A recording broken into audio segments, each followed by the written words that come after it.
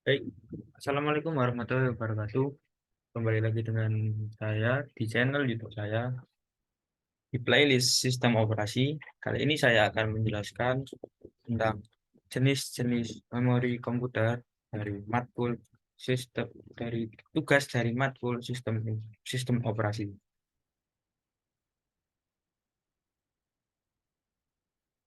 Nah, sebelumnya perkenalkan, nama saya Muhammad Rizky Ardhani dengan NIM 220512140414 dari kelas SIA 2022.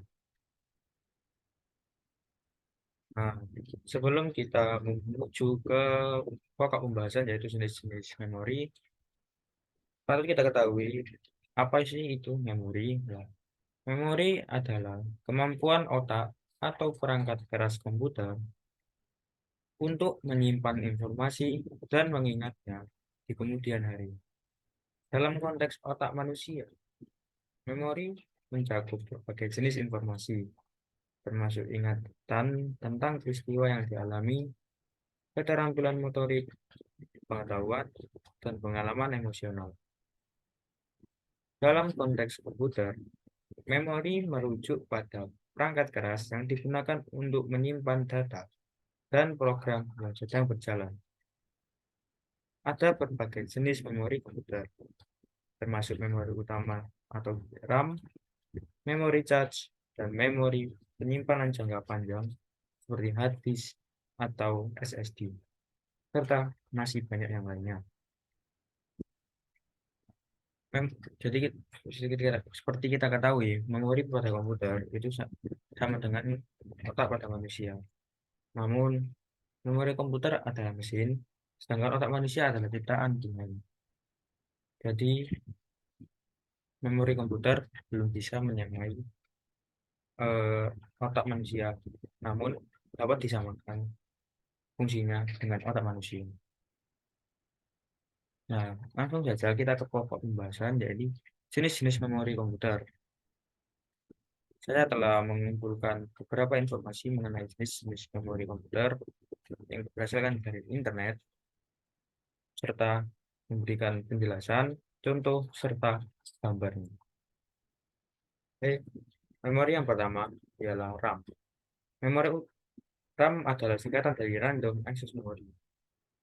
Ini adalah jenis memori yang paling umum digunakan di komputer modern. RAM digunakan untuk menyimpan data dan program yang sedang berjalan secara sementara. Informasi di RAM dapat diakses secara acak oleh CPU dengan cepat. Namun, data di RAM akan hilang ketika daya listrik dimatikan. Contoh-contoh dari RAM sendiri ialah DDR3, DDR4, SDRAM, dan LPDDR. LPDDR. Dan ini adalah gambarnya. Iya, next. Selanjutnya, memori yang kedua adalah memori charge. Memori charge adalah jenis memori yang digunakan untuk menyimpan data yang dibutuhkan oleh CPU agar dapat diakses lebih cepat. Charge biasanya terdapat di dalam CPU atau dalam chipset motherboard. Charge memiliki kecepatan akses yang lebih cepat daripada RAM. Contoh dari memori charge ialah L1, L2, L3 charge pada CPU, serta charge pada hard drive dan SSD. Ini adalah gambar.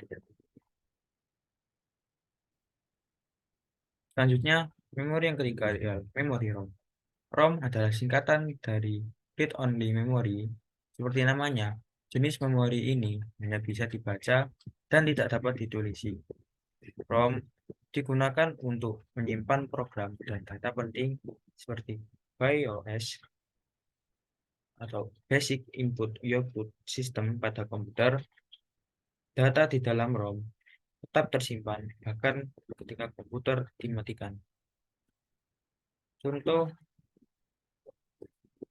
Contoh dari memori ROM ialah BIOS, firmware pada perangkat elektronik, dan kartu kredit dengan chip. Ini adalah gambar ROM. Selanjutnya, memori flash. Memori flash digunakan untuk menyimpan data dan program dalam jangka panjang, seperti pada USB flash drive, kartu memori pada kamera digital. Memori flash menggunakan teknologi non-volatil, yang berarti data akan tersimpan kan ketika daya listrik dimatikan. Contoh dari memori flash sendiri ada USB flash drive, SD card, SSD, dan memori stick. Dan ini adalah gambarnya. Selanjutnya ada memori virtual. Memori virtual adalah jenis memori yang digunakan oleh sistem operasi untuk menangani kekurangan memori fisik pada komputer. Sistem operasi akan menciptakan ruang memori virtual pada hard drive untuk digunakan sebagai tambahan memori utama. Jadi memori virtual ini dibuat oleh sistem operasi. Contoh dari memori virtual ini ada swap file pada sistem operasi Windows, patch file pada sistem operasi Linux, dan RAM disk. Ini adalah contoh. Untuk ini adalah gambar. Nah, selanjutnya ada memori charge disk. Memori charge disk ini berbeda dengan memori charge tapi saling berhubungan. Memori charge disk sendiri digunakan pada hard drive dan SSD untuk mempercepat akses data dengan memori penyimpanan data yang sering digunakan secara sementara di memori charge. Contoh dari memori charge disk sendiri ialah charge pada hard drive dan SSD. Jadi ini dua hal yang berbeda namun saling berhubungan.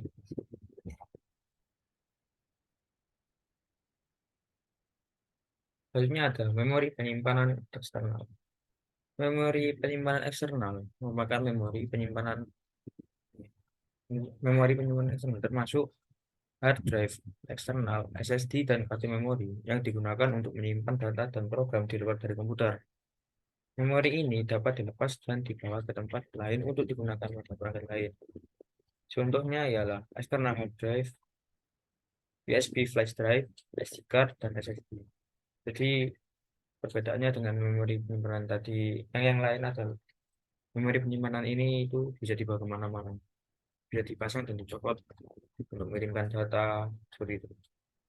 Nah, kalau yang lain kan juga ada pada eh, komputer biasanya. Kalau memori penyimpanan eksternal ini terletak di luar komputer dan bisa dibawa kemana-mana.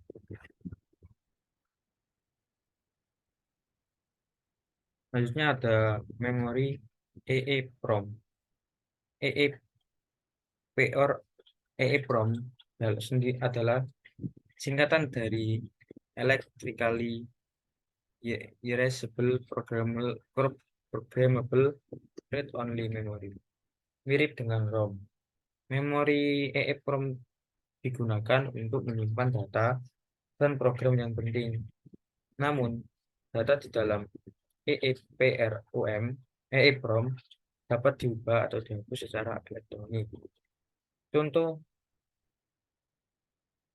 EEPROM sendiri ialah EEPROM pada microcontroller, smart card, dan RFID.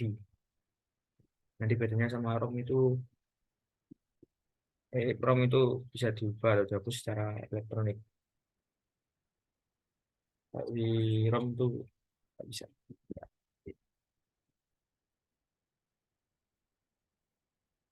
Selanjutnya ada memori SR, SRAM.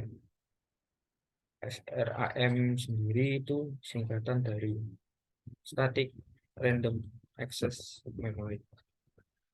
Jenis memori ini bukan untuk keperluan yang membutuhkan akses data yang cepat dan efisien. SRAM memerlukan daya listrik untuk menjaga data yang tersimpan di dalamnya. Nah, jadi sama kayak RAM, bedanya ini itu statik. lebih efisien. Contoh dari SRAM sendiri ialah SRAM pada charge CPU, SRAM pada ASIC dan FPGA, serta SRAM pada perangkat pengolah sinyal digital. Jadi yang hampir sama dengan RAM, cuma ada menggunakan dikit ini lebih cepat. Maaf tadi ada kendala sebentar. Selanjutnya ada memori DRAM. DRAM adalah singkatan dari Dynamic Random Access Memory. Ini mirip dengan SRAM. DRAM juga digunakan untuk keperluan akses data yang lebih cepat dan efisien. Namun DRAM memerlukan refresh secara periodik untuk menjaga data yang tersimpan di dalamnya. Contoh DRAM sendiri ialah DDR3, DDR4, SDRAM, dan LPDDR. Ya, LPDDR. Nah, RAM ini hampir sama dengan RAM dan SRAM. Cuma ini perlu melakukan refresh secara berkala untuk menjaga data yang tersimpan di dalamnya. Terus di refresh terus.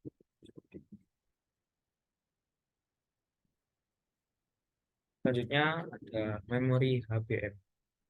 HBM sendiri adalah singkatan dari High Bandwidth Memory.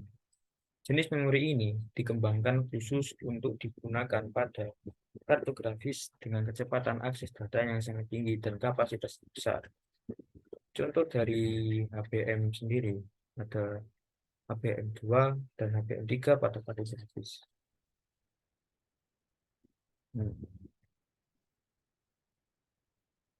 Jadi ini memori yang ada pada kartu grafis.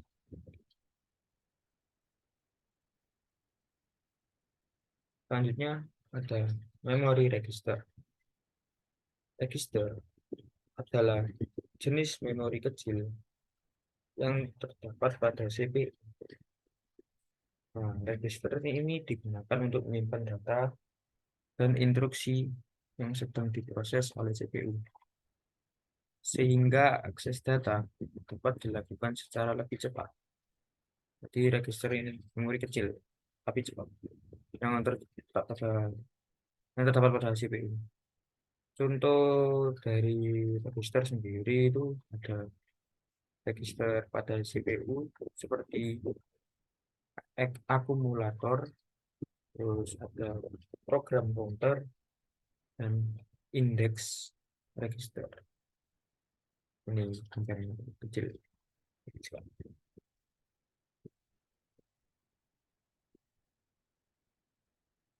Selanjutnya yang terakhir ada NVRAM. NVRAM singkatan dari non volatile random access memory. Jenis memori ini merupakan kombinasi antara RAM dan flash memory, sehingga data yang tersimpan di dalamnya tidak akan hilang meskipun daya listrik diberikan. Jadi perbedaan NVRAM dengan RAM itu sendiri.